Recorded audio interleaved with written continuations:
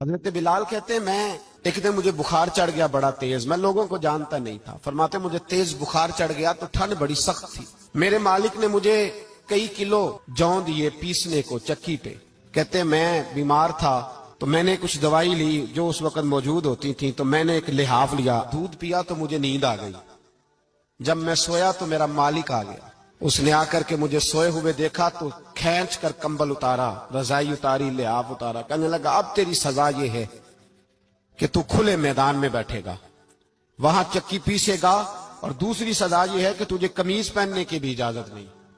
حضرت بلال کہتے ہیں تیز بخار، ٹھنڈ کا عالم، اور جب میں چکی پیس رہا تھا تو رو رہا تھا، اور میں پوچھ رہا تھا خدایا ہمارے نصیب، اللہ ہمارے مقدر۔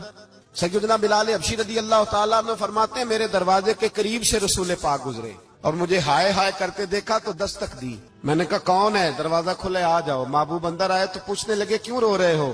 تو میں نے کہا جاؤ اپنا کام کرو، یہاں دکھ سارے پوچھتے ہیں مداوا کوئی نہیں کرتا۔ کہتے ہیں میں نے سخت جملے کہے معاذ اللہ، حضور چلے گئے، اور جب حضور جا رہے تھے تو میں کہہ رہا تھا بس جا رہے ہو نا، میں نے پہلے ہی کہا تھا جاؤ۔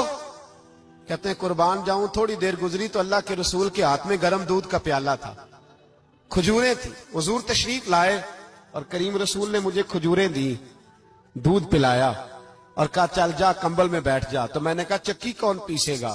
وہ تو بڑا مارے گا۔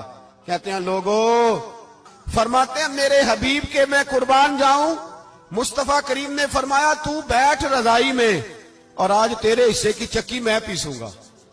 کہتے ہیں ساری رات حضور چکی پیستے رہے، سویرے میں اٹھا اور میرے حبیب پاک نے مجھے وہ سارا کچھ دیا اور خود چلے گئے۔ اگلی رات پھر آئی تو حضور پھر آ گئے، مجھے پھر رضائی میں لٹایا، دودھ پلایا اور ساری رات چکی پیسی۔